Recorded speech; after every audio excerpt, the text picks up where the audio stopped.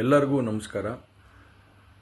ಮೊದಲನೇದಾಗಿ ನನ್ನ ತಂದೆ ತಾಯಿಗೆ, ತಾತಂಗೆ ಹಾಗೂ ನನ್ನ ಕುಮಾರನಿಗೆ ಮತ್ತು ನಾಡಿನ ಜನತೆಗೆ ಹಾಗೂ ಎಲ್ಲ ನನ್ನ ಕಾರ್ಯಕರ್ತರಿಗೆ ಕ್ಷಮಾಪಣೆ ಕೇಳ್ತಾ, ನಾನು ಫಾರಿನಲ್ಲಿ ಎಲ್ಲಿದ್ದೀನಿ ಅಂತ ಸರಿಯಾಗಿ ಮಾಹಿತಿ ಕೊಡದೇ ಇರೋದಕ್ಕೆ ಇವತ್ತು ಮಾಹಿತಿ ಕೊಡೋದಕ್ಕೆ ಬಂದಿದ್ದೀನಿ. ಏನು 26ನೇ ತಾರೀಕು ಚುನಾವಣೆ ನಡೀತು. 26ನೇ ತಾರೀಕು ಚುನಾವಣೆ ನಡೆದಂಥ ಸಂದರ್ಭದಲ್ಲಿ ಅವತ್ತು ನನ್ನ ಮೇಲೆ ಯಾವುದೇ ರೀತಿ ಒಂದು ಪ್ರಕರಣ ಆಗಲಿ, ಯಾವುದೇ ಒಂದು ಕೇಸ್ ಆಗಲಿ ಏನೂ ಇರಲಿಲ್ಲ. SITನೂ ಕೂಡ ರಚನೆ ಆಗಿರಲಿಲ್ಲ. ಈ 26ನೇ ತಾರೀಕು ನಾನು ಫಾರಿನ್ ಹೋಗೋದು ಕೂಡ ಇದು ಮುಂಚೆನೇ ಪ್ರೀ ಪ್ಲಾನ್ ಆಗಿತ್ತು. ಹಾಗಾಗಿ ನಾನು ಫಾರಿನ್ ಹೊರಟಾದ ಮೇಲೆ 3-4 ದಿನದ ನಂತರ ನಾನು ಯೂಟ್ಯೂಬ್ ನೋಡುವಂಥ ಸಂದರ್ಭದಲ್ಲಿ, ನ್ಯೂಸ್ ಚಾನೆಲ್ ನೋಡುವಂಥ ಸಂದರ್ಭದಲ್ಲಿ ನನಗೆ ಈ ಮಾಹಿತಿ ದೊರಕುವಂಥ ಕೆಲಸ ಆಯಿತು. ಮಾಹಿತಿ ದೊರಕಿದ ಮೇಲೆ ನಂತರ SITನೂ ಕೂಡ ಏನು ಒಂದು ನೋಟಿಸ್ ಕೊಡುವಂಥ ಕೆಲಸ ಮಾಡಿತು.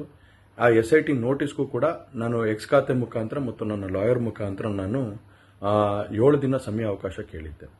7 ದಿನ ಸಮಯ ಅವಕಾಶ ಕೇಳಿದ ಮೇಲೆ ಕೂಡ ಅದು ಮಾರನೇ ದಿನನೇ ಏನು ಕಾಂಗ್ರೆಸ್ಸಿನ ಹಿರಿಯ ನಾಯಕರಾದಂಥ ರಾಹುಲ್ ಗಾಂಧಿ ಅವರು ಮತ್ತು ಹಾಗೂ ಎಲ್ಲ ಹಿರಿಯ ನಾಯಕರುಗಳು ಏನು ಓಪನ್ ವೇದಿಕೆಗಳಲ್ಲಿ ಈ ಒಂದು ವಿಚಾರಗಳನ್ನ ಪ್ರಚಾರ ಮಾಡೋದಕ್ಕೆ ಪ್ರಾರಂಭ ಮಾಡಿದ್ರು, ಚರ್ಚೆ ಮಾಡೋದಕ್ಕೆ ಪ್ರಾರಂಭ ಮಾಡಿದ್ರು, ಒಂದು ರಾಜಕೀಯದ ಪಿತೂರಿ ಮಾಡೋವಂಥ ಕೆಲಸನ ಮಾಡಿದ್ರು.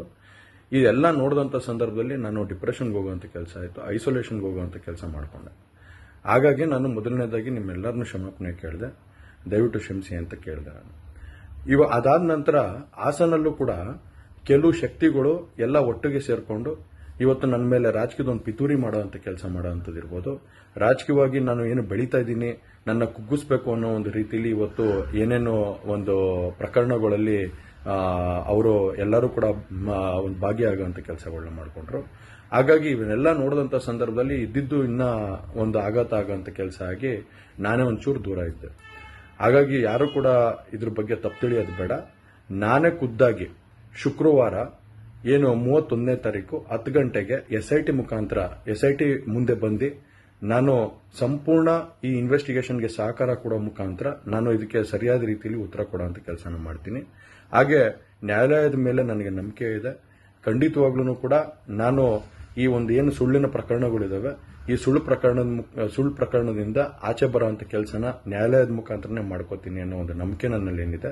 ಹಾಗೂ ದೇವರ ಆಶೀರ್ವಾದ ಮತ್ತು ಜನರ ಆಶೀರ್ವಾದ, ನನ್ನ ಕುಟುಂಬದ ಆಶೀರ್ವಾದ ನನ್ನ ಮೇಲೆ ಇರಲಿ.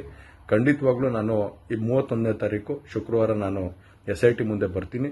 ಬಂದ ನಂತರ ನಾನು ಇದಕ್ಕೆಲ್ಲದಕ್ಕೂ ಕೂಡ ಇದಕ್ಕೆ ತಲೆ ಎಳೆಯುವಂಥ ಕೆಲಸನ ಮಾಡ್ತೀನಿ. ನನ್ನ ಮೇಲೆ ನಂಬಿಕೆ ಇರಲಿ ಅಂತ ಹೇಳಿ ನಿಮ್ನೆಲ್ಲರನ್ನೂ ಕೋರ್ತಾ ನಾನು ಧನ್ಯವಾದ ಹೇಳಕ್ಕೆ ಇಷ್ಟಪಡ್ತೀನಿ. ಧನ್ಯವಾದ.